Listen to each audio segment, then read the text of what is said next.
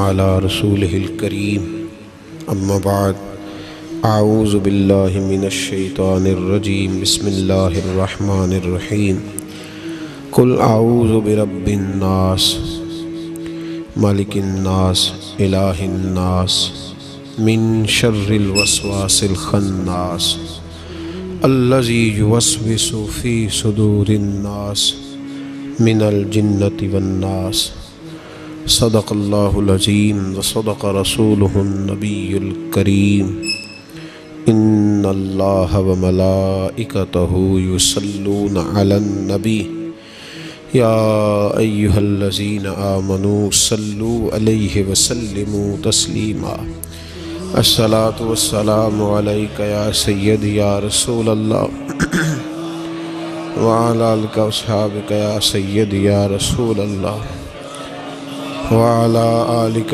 واصحابک یا سیدی یا حبیب اللہ الصلاۃ والسلام علیک یا سیدی یا نبی اللہ وعلی آلک واصحابک یا سیدی یا نور اللہ اللہم صلی علی سیدنا و مولانا محمد معدن الجود والکرم وآلہ وصحبہ وبارک وسلم۔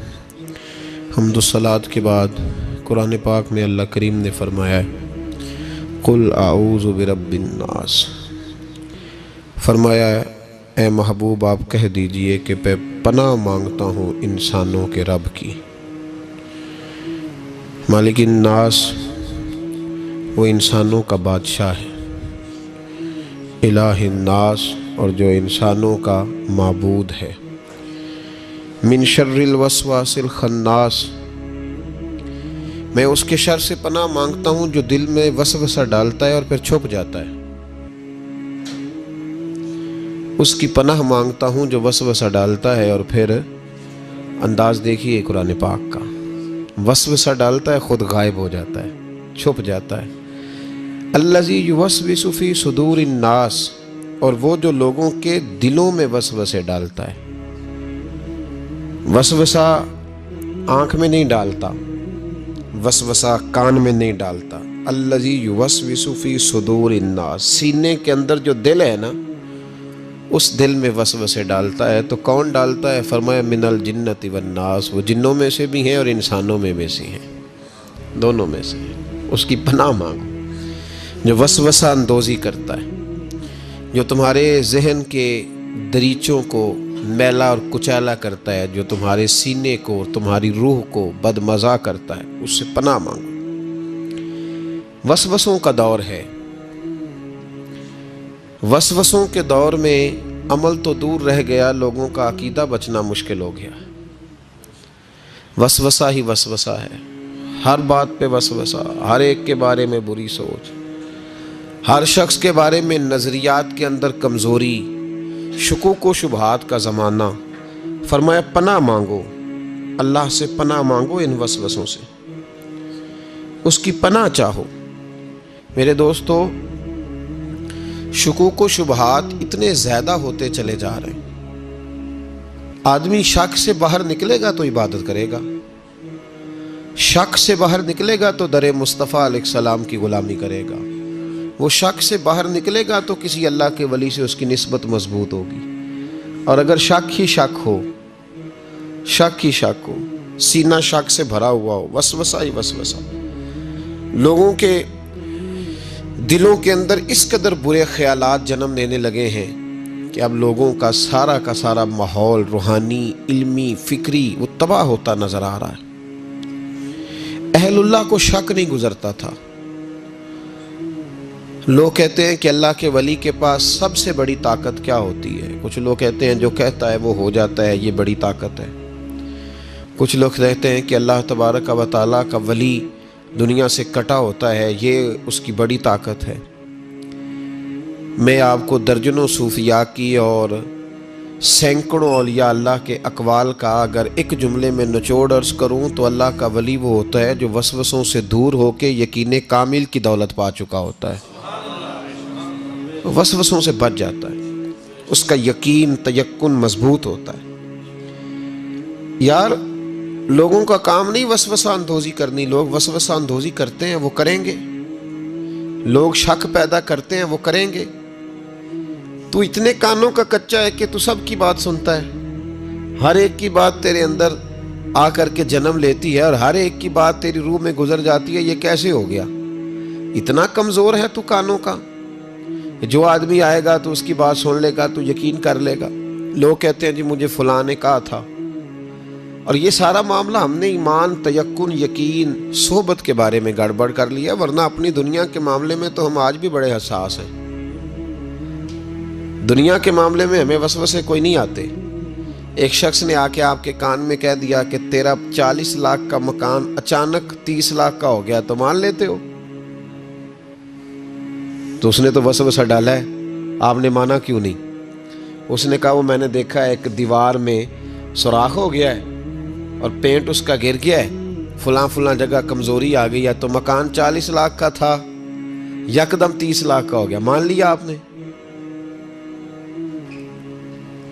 آپ نے نہیں مانا. آپ نے تو اس کے ساتھ بحث بھی کی، آپ نے تو تکرار بھی کی، اس کو ڈانٹا بھی اور اس کو یہ بھی کہا کہ تو میرا دشمن ہے، تو نے میری اتنی قیمتی چیز کو اتنی نکمی کہہ دیا. اور جو تیرے کونے میں آ کے کہہ گیا کہ فلاں اللہ کا ولی، دیکھو جی اب تو کوئی اللہ کا ولی نہیں رہا، فلانا بھی دکاندار ہے، فلانا بھی، اور تو نے فٹافٹ مان لیا ہے. میرے بھائی غور کریں اور توجہ کریں بات پر. آپ سے بات کر رہا ہوں، اس کو ضرور سمجھیں. ہمارا یہ کس طرح کا ماحول ہے کہ دنیا کے معاملے میں کوئی شخص شک کا شکار نہیں. آپ چلے گئے سودا لینے، بڑی عام سی چیز آپ نے خرید لی، چلیں عین والا آم چھوڑ کے الف والا آم کریں تو آپ آم لینے چلے گئے، عام سی چیز آم لینے چلے گئے. آپ نے اس شخص کے ساتھ، اس نے کہا جی یہ تو میں 300 روپے کلو دوں گا، تو فوراً آپ نے دے دیا اس کو، کوئی وسوسہ نہیں آیا آپ کو. حالانکہ اس نے دلیل بھی دی کہ یہ یہاں کا نہیں ہے، یہ میرپور خاص سندھ سے آیا ہے، یہ فلاں جگہ سے ہے. تو آپ نے کہا نہیں بھائی یہ کیسے ہو سکتا ہے، اتنا مہنگا ہے ہی نہیں، تو کیسے بتا رہا ہے. لیکن عجیب معاملہ ہے کہ دین کے بارے میں لوگ فوراً کہتے ہیں جی مجھے بڑے بڑے خیالات آتے ہیں، بڑے بڑے خیال اس کو آتے ہیں جس کی توجہ ہٹتی ہے. ایکسیڈنٹ اس کا ہوتا ہے جو سیدھا نہیں دیکھتا، دائیں بائیں دیکھتا ہے. جس کا دھیان سیدھا ہوتا ہے اس کی گاڑی سیدھی چلتی ہے. تو نے دائیں بائیں دیکھا ہے تو تجھے وسوسہ آیا ہے، تو نے ادھر دیکھا پھر تجھے وسوسہ آیا. جن کی توجہ سیدھی یار کی طرف رہتی ہے، جن کی توجہ سیدھی یار کی طرف، جن کی توجہ سیدھی رہتی ہے، انہیں وسوسے، انہیں دیدار سے فرصت نہیں تو وسوسہ کیسے آئے گا. النظر الی وجہ رسول اللہ، حضرت سیدنا ابو بکر صدیق نے کہا تھا یا رسول اللہ ایک کی دل کی تمنا ہے کہ آپ بیٹھے رہیں میں دیدار کرتا رہوں. وسوسہ کیسے آئے گا؟ وسوسہ تو اس کو آئے گا جو ابو جہل کی بھی سنے گا، وسوسہ تو اس کو آئے گا جو ابو لہب کو بھی ٹائم دے گا. وسوسہ تو ناراض تو نہیں ہو جائیں گے آپ؟ وسوسہ تو اس شخص کو آئے گا جو عبداللہ بن ابی سلول کے پاس بھی تھوڑا وقت گزارے گا، تو جس کا بیٹھنا اٹھنا ہی مولا علی کے ماننے والوں کے پاس ہو، جس کا ہر وقت ٹھکانہ ہی جناب بلال حبشی کے غلاموں کے پاس ہو، جو ہر وقت بیٹھے ہی اس کے پاس، جو جیے بھی تو جناب صدیق اکبر کے ساتھ، اور جس کی رگوں رگوں میں حضرت عثمان غنی اور عمر فاروق بستے ہوں، اس کو کیسے وسوسہ آ سکتا ہے؟ ہمارا جرانہ ہی بڑا پکا مضبوط ہے، تعلق ہی بڑا، ہمیں کیسے وسوسہ آئے؟ وسوسہ کسی اور کو آیا کرتا ہے. اہل اللہ کے پاس وسوسے کیسے آ گیا بھائی؟ وسوسہ آتا ہی نہیں، ہو ہی نہیں سکتا، ممکن ہی نہیں. اور اگر آتا بھی ہے نا، آتا بھی ہے وسوسہ انہیں، وسوسہ تو ایک طرف رہ گیا، اگر وہاں شیطان بھی آئے تو ٹک نہیں سکتا، تو بھاگ جاتا ہے، وہ تو بھاگ جاتا ہے، شیطان بھاگ جاتا ہے. حضرت سیدنا غوث اعظم رضی اللہ تعالیٰ عنہ کے پاس آیا تھا شیطان، حضور غوث پاک کے پاس آیا تھا. آتا ہے پر اللہ والوں کے پاس ٹکتا نہیں، آ جاتا ہے، ٹکتا نہیں. حضور غوث اعظم رضی اللہ تعالیٰ عنہ نے 40 سال اللہ کی عبادت کی، 40 سال. یہاں بھی لوگ بڑے پریشان ہو جاتے ہیں، کیسے جی کیسے کر لی؟ تو میں نے کہا قرآن پڑھو، والذین یبیتون لربہم سجدا وقیاما، وہ راتیں گزار دیتے ہیں اپنے رب کے لیے سجدہ کرتے اور قیام کرتے. تو یہ قرآن کی نص نے جب بیان کر دیا، تجھے کیسے شک ہو گیا؟ قرآن کی نص بیان کر رہی ہے کہ اللہ کے کچھ بندے راتیں سجدے اور قیام میں گزار دیتے. حضور غوث اعظم نے 40 سال عشاء کے وضو سے فجر کی نماز ادا فرمائی. تو ایک دن آسمان پہ نا ایک چھوٹا سا بادل کا ٹکڑا آیا، معاذ اللہ ثم معاذ اللہ. وہ کہنے لگا عبد القادر میں تیرا رب ہوں. اس کے اندر سے آواز آئی میں تیرا رب ہوں, تو نے بڑی عبادت کر لی, اب تو بے شک پڑھ بے شک نہ پڑھ. کئی ملنگوں کو معاف نہیں ہو گئی معاذ اللہ کہ بے شک پڑھ بے شک نہ پڑھ, عام اجازت ہے. تو حضور غوث اعظم رضی اللہ تعالیٰ عنہ فرمانے لگے اعوذ باللہ من الشیطان الرجیم. جب آپ نے یہ پڑھا تو وہ سامنے آ کے کھڑا ہو گیا, کہنے لگا عبد القادر آپ کو کیسے پتہ چلا کہ میں شیطان ہوں؟ تو آپ فرمانے لگے پاگل, مجھے کیسے پتہ نہ چلتا. جس رب نے اپنے پیارے حبیب علیہ السلام کو نماز معاف نہیں کی, اس نے عبد القادر کو کیسے معاف کر دی؟ جب حضور کے لیے یہ حکم نہیں آیا کہ محبوب چاہے پڑھو چاہے نہ پڑھو, وہاں تو حکم آیا کہ محبوب تہجد بھی پڑھو. وَمِنَ اللَّيْلِ فَتَہَجَّدْ بِهِ نَافِلَةً لَكَ, نفع دے گی آپ کو, تہجد بھی پڑھے. تو ان کے لیے جب یہ حکم نہیں تو میرے لیے کیسے آ گیا؟ اب شیطان تھا نا, تو اس نے پھر ایک اور چال چلی. یہ باز نہیں آتا, ہم باز آ جاتے ہیں کئی دفعہ, اس کے پیچھے پیچھے چلنے لگ جاتے ہیں, لڑ کے تھک جاتے ہیں. وہ نہیں تھکتا, وہ نئی سے نئی چال, نئی سے نئی چال, اس کا نیا سے نیا روپ. من الجنت والناس, جنوں میں سے بھی اور اس کے نئے سے نئے روپ ہوتے ہیں. اس نے ایک نیا روپ دھار لیا, کہنے لگا عبد القادر 300 ولی میں نے اسی طرح گمراہ کیے. آپ چونکہ عالم تھے تو آپ کے علم نے آپ کو بچا لیا. تو غوث اعظم فرمانے لگے نئے روپ سے آئے ہو؟ کہنے لگا 300 میں نے گمراہ کیے, یہ تو آپ عالم تھے تو بچ گئے, آپ جانتے تھے تو بچ گئے, میں نے 300 گمراہ کیے. تو حضور غوث اعظم فرمانے لگے پھر گمراہ کرنے لگے ہو نیا روپ دھار کے؟ مجھے میرے علم نے نہیں بچایا, مجھے اللہ کے فضل نے بچایا ہے. کئی عالم بھی تو گمراہ ہو جاتے ہیں نا, مجھے میرے علم نے نہیں بچایا, مجھے میرے اللہ کے فضل نے بچایا ہے. میرے بھائی, میرے عزیز طریقت کے مسافروں, یاد رکھو, سمجھ لو اس بات کو کہ وسوسہ آتا ہے. وسوسہ, دو قسم کے مہمان آتے ہیں, دو قسم کے مہمان. ایک مہمان وہ آتا ہے جو آتا ہے تو بندہ توجہ نہیں کرتا, وہ خود کہتا ہے اس نے نہیں میری طرف توجہ کی, وہ مہمان چلا جاتا ہے, پتہ نا آپ کو. اور جس کو بندہ اٹھ کے سینے سے لگائے اور اس کے ساتھ گفتگو شروع کر دے, وہ مہمان جاتا ہے تو بیٹھا رہتا ہے, وہ تو نہیں جاتا. تو وسوسہ آتا ہے, جو تو توجہ نہ کرے اس کا چلا جاتا ہے, اور جو سینے سے لگا لے, سوچنے لگ جائے, غور کرنے لگ جائے, اس کا وسوسہ بیٹھ جاتا ہے, اسی کے پاس رہتا ہے, دوستانہ کر لیتا ہے. کئی دفعہ تو بالکل مکان ہی ساتھ بنا لیتا ہے, ہر وقت کوئی نہ کوئی بات کان میں, ہر وقت کوئی نہ کوئی بات کان میں. کیوں وسوسہ آتا ہے؟ تجھے کیسے آ گیا؟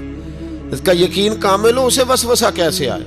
جس کی توجہ سیدھی ہو اسے وسوسہ نہ چھڑ یار دا بوہا.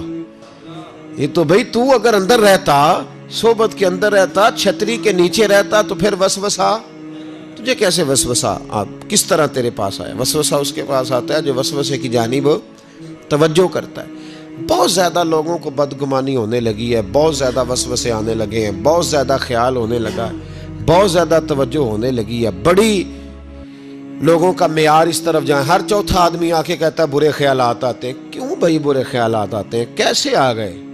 ہمارا تو دل ہی ایک ہے, اور دل میں یار بھی ایک ہے, دوسرے کے لیے جگہ ہی کوئی نہیں, تو وسوسہ کیسے آئے گا؟ ہم تو اس کے دیدار سے ہی آج تک فارغ نہیں ہوئے, تو غیر کی طرف دیکھ کیسے لیا؟ یہ کیسے ہو گیا؟ ممکن کیسے ہوا؟ اپنے آپ کو سمیٹیں, ان وسوسوں سے اپنے آپ کو بچائیں, ان پر قطعی طور پر کوئی توجہ نہ دیں. اور اگر کبھی آ بھی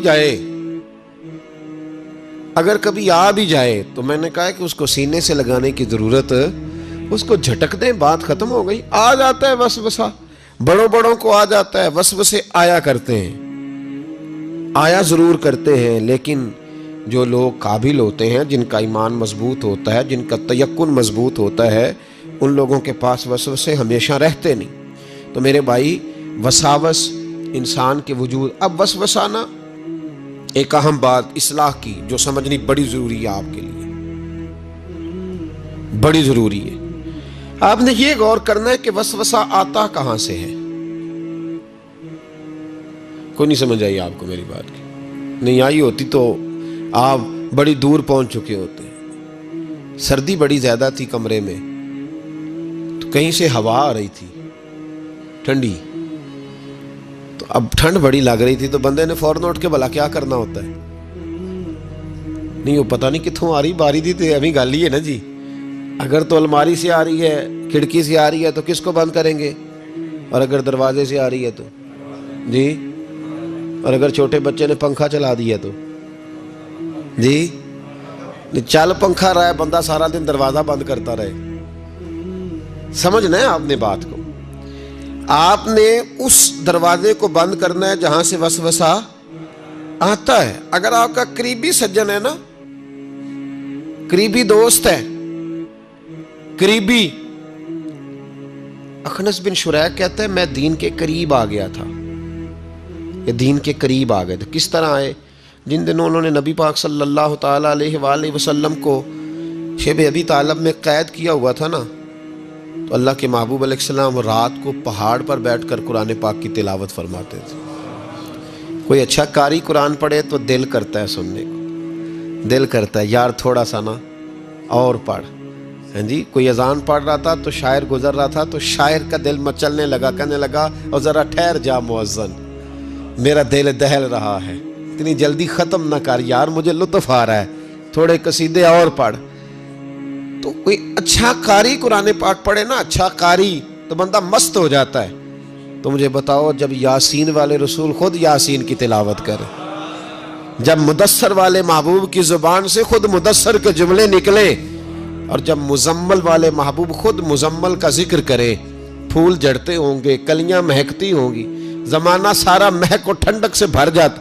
نبی پاک صلی اللہ علیہ وسلم پہاڑ پہ بیٹھ کے پڑھتے تھے رات کو، تو وہاں نا ابو سفیان بھی آ گئے سنتے سنتے، چونکہ انہوں نے پابندی لگائی ہوئی تھی کہ کوئی بھی بندہ وہاں نہ جائے، سوشل بائیکاٹ معاذ اللہ کیا ہوا تھا، کوئی نہ ادھر جائے. تو سنتے سنتے ابو سفیان آ گئے. کہتے ہیں حضور قرآن پاک پڑھ رہے تھے تو مجھے لطف بڑا آیا سننے کا. تو وہاں ایک قریب جھاڑی تھی تو ابو سفیان جھاڑی میں بیٹھ گئے. ساری رات نبی پاک نے قرآن پاک پڑھا اور ساری رات انہوں نے سنا. ہمیں اتنا ذائقہ بات سن کے بھی تو آنا چاہیے نا. کہتے ہیں اب مجھے نہیں پتا تھا کہ اخنس بن شریح بھی کہیں آیا ہوا ہے. اس نے بھی، وہی بھی یہ دیکھنے آیا کہ کہیں کوئی وہاں آیا ہوا تو نہیں. وہ بھی کسی کونے میں جھاڑی میں بیٹھ گیا. حضور قرآن پاک کی تلاوت فرماتے رہے، وہ ساری رات سنتا رہا. ادھر سے کہیں ابو جال بھی آ گیا. پتھر دل تھا، پر میرے مصطفیٰ قرآن پڑھتے تھے تو کان اس کے بھی کھڑے ہو جایا کرتے تھے. ساری رات تلاوت سنتے رہے. تینوں پکے کافر جھاڑیوں میں بیٹھ کر تلاوت سنتے رہے. صبح جب جانے لگے تو ملاقات ہو گئی. تو کدھر آیا تھا؟ اس نے کہا پہلے تو بتا، تو کدھر آیا تھا؟ میں تو آیا تھا دیکھوں کوئی آیا تو نہیں. میں تو کدھر؟ اس نے کہا میں بھی یہی دیکھنے آیا تھا کہ یہاں کوئی آتا جاتا تو نہیں. ابو جال زیادہ شاطر تھا، کہنے لگا خبردار کل کوئی نہ آئے، آج تو آ گئے کل نہ ہونا. اللہ اکبر. لیکن جہاں دل لگا ہوتا ہے نا وہاں دل کھینچا چلا جاتا ہے. دل جہاں لگ جاتا ہے نا وہاں دل کھینچا جلا جاتا ہے. یہ دل کا بھی اپنا ایک معاملہ ہے نا. اب لگ گیا تھا قرآن پاک کی تلاوت سے. کہتے ہیں رات کو اپنی اپنی چارپائی پہ لیٹے. درد اگرچہ جان گزل ہے، میں کیا کروں میرا دل ہے. غمیش کا اگر نہ ہوتا تو غم روزگار ہوتا. اور وہ مزہ آتش نے کہا تھا، وہ مزہ دیا ہے تڑپ نے کہ میری آرزو ہے یا رب میرے دونوں پہلوؤں میں دل بے قرار ہوتا.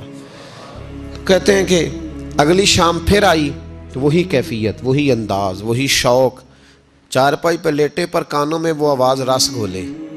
لیٹا نہ گیا، اٹھے پہنچے، لیکن آج جگہ بدل کے بیٹھ گئے تینوں. صبح ساری رات سنتے رہے محبوب کی تلاوت. صبح اٹھے تو پھر چوک میں ملاقات ہو گئی. تو کدھر آیا تھا؟ تو کدھر؟ ابھی بات ہونے. ابو جال ذرا زیادہ شاطر تھا، کہنے لگا میں تو تم دونوں کا خیال کرنے آیا تھا، کہیں تم دونوں تو نہیں آئے، یہ دیکھنے کے لیے آیا تھا. اللہ اکبر. 3 دن مسلسل آتے رہے اور میرے مصطفیٰ کریم کا ساری رات قرآن پاک سنتے رہے. اب اخنس بن شریح کہتے ہیں کہ میں پورا قریب آ گیا. میرا دل کہتا تھا کہ یہ سچے ہیں. کہتے ہیں میں نے تیسرے دن مشورہ کیا. میں نے کہا یار پتہ تجھے بھی ہے مجھے بھی ہے کہ نہیں آنا، پر ان کی آواز ایسی ہے، وہاں لذت ایسی ہے، نہیں نہ رہا گیا تجھ سے بھی. مان کیوں نہیں جاتا کہ ساری باتیں اپنی جگہ پر ان کی بات کانوں سے ہو کے دل میں اترتی چلی جاتی ہے. مانتا کیوں نہیں؟ اخنس بن شریح کہتے ہیں میں پورا قریب آ گیا پر ابو جال نے مجھے پھر گمراہ کیا. کہنے لگا یار یہیں رہے ہیں، بچپن بھی یہیں گزارا ہے، معاذ اللہ 2 ہاتھ ہیں 2 آنکھیں ہیں، سارا کچھ وہی ہے، کان پٹیاں سفید ہوئی ہیں تو کہتے ہیں میں اللہ کا نبی ہوں معاذ اللہ۔ اس نے وسوسہ اندوزی کی تو کہتے ہیں میں پھر بیک ہو گیا۔ آپ کیوں نہیں اس شخص کو جانتے جو وسوسہ اندوزی کرتا ہے؟ آپ اس جگہ کیسے چلے گئے جہاں وسوسہ اندوزی ہوتی ہے؟ یاد رکھیں اس جگہ جائیں جہاں جانے سے دل صاف ہوتا ہے، جہاں جانے سے دل کا زنگ اترتا ہے، آپ کے وسوسے دور ہوں گے۔ وہاں جائیں جہاں ایمان کی، یقین کی، تیقن کی دولت بڑھتی ہے۔ کیوں وہاں جاتے ہو جو بیک کر دیتا ہے؟ کچھ جگہیں ایسی ہوتی ہیں جو شکوہ ہی نہ کر لوں، شکوہ ہی نہ کر لوں۔ شکوہ یہ ہے کہ ہم پالش کرتے ہیں، پوری پالش کرتے ہیں، مہربانی کرتے ہیں، کچھ لوگ پھر جا کے صحرا میں کھڑے ہوتے ہیں، ساری ریت چڑھا کے دوبارہ آ جاتے ہیں۔ اماں بھی ناراض ہو جاتی ہے، اماں بھی بگڑ جاتی ہے کہ میں اجے انہوں آیا سی تو یہ تو کیا عشر کر کے آیا ہے۔ یار آپ سمجھتے نہیں کہ کتنی محنت سے سوارا، کتنی محنت سے نہلایا، کتنی محنت سے کپڑے بدلے، کتنی محنت سے غسل کرایا، کتنی محنت سے کنگھی کی، کتنی جد و جہد کے ساتھ تیرے بال سوارے، تیرے روحانی ذائچے میں کتنی جد و جہد، تو نے قیمت ہی نہیں ڈالی۔ تو 2-4 دن گیا اور جا کے پھر سے زنگ چڑھا کے آیا، تو نے ہماری کبھی کبھی دل کرتا ہے پھر اماں کا بھی کہ 2 تھپڑ لگا ہی دوں، اس کو لگاؤں 2 تھپڑ، میری محنت کا تو نے کیا۔ تو وسوسہ اندوزی والی جگہ پہ کیوں جاتے؟ کیوں گئے وہاں؟ تمہیں نہیں پتا تھا کہ وہاں نہیں جانا؟ سارے کپڑے میلے ہو گئے، ساری گرد پھر چڑھ گئی۔ خبردار، خبردار اپنے بزرگوں کی محنت کا خیال کریں، خبردار اس جگہ کبھی نہ جائیں جہاں جانے سے وسوسے پیدا ہوتے ہیں، ان جگہوں پہ کبھی نہ جائیں جہاں جانے سے ذہن میں شر اٹھتا ہے، اس جگہ پہ کبھی نہ جائیں جہاں اعلیٰ حضرت فاضل بریلوی، میرے اعلیٰ حضرت رحمت اللہ زندگی میں کسی کا قصیدہ نہیں لکھا، لیکن بدانیوں کے اس عالم کے قصیدے ہمیشہ لکھے جو انہیں ان کے مرشد کی بارگاہ تک لے کے گئے تھے۔ اس عالم کے بھی قصیدے لکھے، کہتے تھے میں تیرا بھی شکر گزار ہوں یار، تو نے میرے اوپر مہربانی فرمائی، میں تیرا بھی شکر گزار ہوں، من لم یشکر الناس ولم یشکر اللہ، میں تیرا بھی شکر گزار۔ اس آدمی کے قصیدے لکھے، مہربانی فرمائیں، وسوسوں والی جگہ سے ہٹ جائیں، اس جگہ سے ہٹ جائیں جو وسوسے پیدا کرتی ہے، جم جائیں اس جگہ پہ جہاں سے وسوسے دور ہوتے ہیں، یقین کی دولت ملتی ہے۔ گرد والے کام نہ کرو، خبردار۔ وسوسے اس شخص کو آتے ہیں جو بری جگہ پہ بیٹھتا ہے، جو بری سنگت میں جاتا ہے، اس کے ذہن میں سوال اٹھتے ہیں۔ میں نے بہت سارے ایسے لوگ دیکھے جو بری سنگتوں میں جاتے تھے تو گمراہ ہو گئے، اس لیے نبی پاک علیہ الصلوۃ والسلام نے پابندی لگائی ہے، فرمایا لا تصاحبوا الا مؤمنا، خبردار صحبت نہ اختیار کرنا سوائے اس کے کہ بندہ کامل مومن ہو، کامل مومن کے علاوہ کسی کی صحبت اختیار لا تصاحب، یہ وہی لا ہے جو کلمے میں ہے، لا الہ کوئی معبود نہیں۔ تو آپ مسند امام احمد بن حنبل کی اس حدیث کا کیا مطلب لیں گے؟ لا تصاحب الا مومنا، خبردار ان جگہوں پہ کبھی نہ جائیں جہاں جانے سے ذہن میں شر اٹھتا ہے، اس جگہ پہ کبھی نہ جائیں جہاں اعلیٰ حضرت فاضل بریلوی، میرے اعلیٰ حضرت رحمت اللہ زندگی میں کسی کا قصیدہ نہیں لکھا، لیکن بدانیوں کے اس عالم کے قصیدے ہمیشہ لکھے جو انہیں ان کے مرشد کی بارگاہ تک لے کے گئے تھے۔ اس عالم کے بھی قصیدے لکھے، کہتے تھے میں تیرا بھی شکر گزار ہوں یار، تو نے میرے اوپر مہربانی فرمائی، میں تیرا بھی شکر گزار ہوں، من لم یشکر الناس ولم یشکر اللہ، میں تیرا بھی شکر گزار۔ اس آدمی کے قصیدے لکھے، مہربانی فرمائیں، وسوسوں والی جگہ سے ہٹ جائیں، اس جگہ سے ہٹ جائیں جو وسوسے پیدا کرتی ہے، جم جائیں اس جگہ پہ جہاں سے وسوسے دور ہوتے ہیں، یقین کی دولت ملتی ہے۔ گرد والے کام نہ کرو، خبردار۔ وسوسے اس شخص کو آتے ہیں جو بری جگہ پہ بیٹھتا ہے، جو بری سنگت میں جاتا ہے، اس کے ذہن میں سوال اٹھتے ہیں۔ میں نے بہت سارے ایسے لوگ دیکھے جو بری سنگتوں میں جاتے تھے تو گمراہ ہو گئے، اس لیے نبی پاک علیہ الصلوۃ والسلام نے پابندی لگائی ہے، فرمایا لا تصاحبوا الا مؤمنا، خبردار صحبت نہ اختیار کر سوائے اس کے کہ بندہ کامل مومن ہو، کامل مومن کے علاوہ کسی کی صحبت اختیار لا تصاحب، یہ وہی لا ہے جو کلمے میں ہے، لا الہ کوئی معبود نہیں۔ تو آپ مسند امام احمد بن حنبل کی اس حدیث کا کیا مطلب لیں گے؟ لا تصاحب الا مومنا، خبردار قطعاً نہ جا کے اس بندے کے پاس بیٹھنا جو کامل مومن نہ ہو. تو کچے لوگوں کے پاس کیوں بیٹھتے ہو؟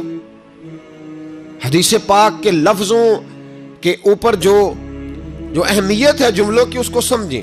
لا الہ، بولیے لا الہ. یہی لا یہاں بیان کیا، لا تصاحب الا مومنا. خبردار اس بندے کے پاس کبھی نہیں جانا جو کامل مومن نہ ہو، اور جو کامل مومن ہو اس کے پاس ضرور جا کے بیٹھنا. یہ حضور ایک بات شیخ سعدی نے لکھی ہے. شیخ سعدی رحمۃ اللہ علیہ فرماتے ہیں، یہ میں آپ کو جواب دے رہا ہوں، کچھ سوالوں کا جواب ہے جو ذہنوں میں اٹھتے ہیں.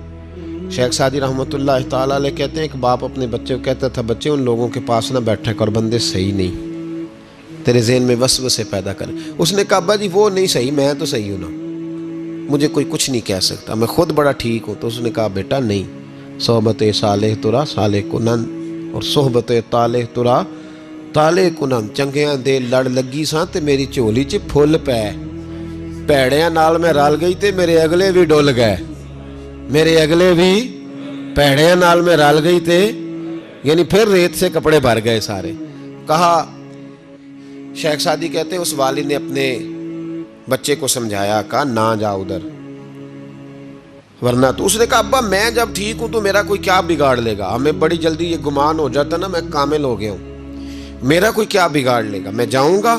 والد نے سمجھایا، باپ تھا نا اس نے سمجھایا. لیکن کچھ لوگ بغیر حادثوں کے سمجھتے بھی نہیں، وہ سمجھتے ہیں حادثہ ضروری ہے، حالانکہ بغیر حادثے کے بغیر دکھوں کے سمجھ آ جائے تو بڑی اچھی ہے. تو بس اس نے کہا نہیں میں نہیں مانتا. والد نے ایک مثال سے سمجھانا چاہا. اس نے کہا تو ٹھیک ہے؟ کہا میں بالکل ٹھیک ہوں. کہا اس طرح کر، جا بازار سے نا 2 کلو اچھے والے سیب لے کے آ. نوجوان میری بات پہ خاص توجہ کریں. 2 کلو اچھے سیب. وہ سیب لایا بڑے خوبصورت پیارے. کہا دیکھ کے لانا، کوئی دھاگ نہ ہو، کوئی دھبا نہ ہو، کوئی ایسی. وہ دیکھ کے لایا بڑے خوبصورت بڑے پیارے اچھے سیب. کہا بیٹے اب دوبارہ جاؤ منڈی اور 1 کلو گندے بھی لے کے آ، گلے سڑے بھی لے کے آ. اس نے کہا ٹھیک ہے. گلے سڑے بھی لے آیا 1 کلو. اچھے کتنے تھے؟ 2 کلو. گلے سڑے کتنے تھے؟ 1 کلو.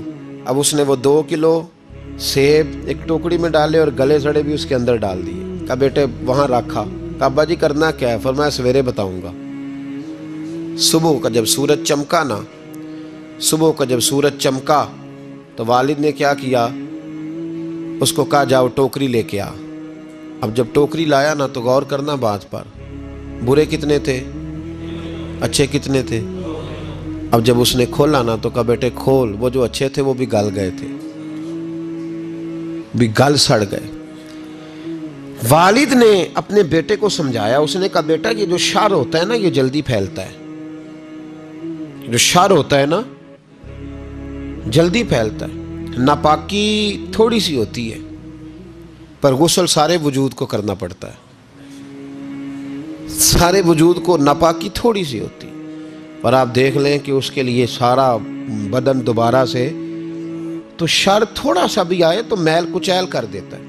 اتنا سا بھی شر جو ہوتا ہے نا وہ بہت ساری جگہ پہ خرابی پیدا کرتا ہے. وہ بھائی پیشاب کا ایک قطرہ بھی دودھ میں گر جائے پورے بھرے ہوئے برتن میں تو دودھ پینے کے قابل، سمجھ لو بات کو. آپ نے یہ کیسے کہہ دیا کہ ایک بندہ ذرا میرا غلط ہے جی باقی سارے صحیح ہیں؟ وہ شر تھوڑا بھی جو ہوتا ہے نا، تھوڑا بھی وہ غلبہ کرتا ہے، وسوسہ اندوزی کرتا ہے، برے خیالات جنم لیتے ہیں.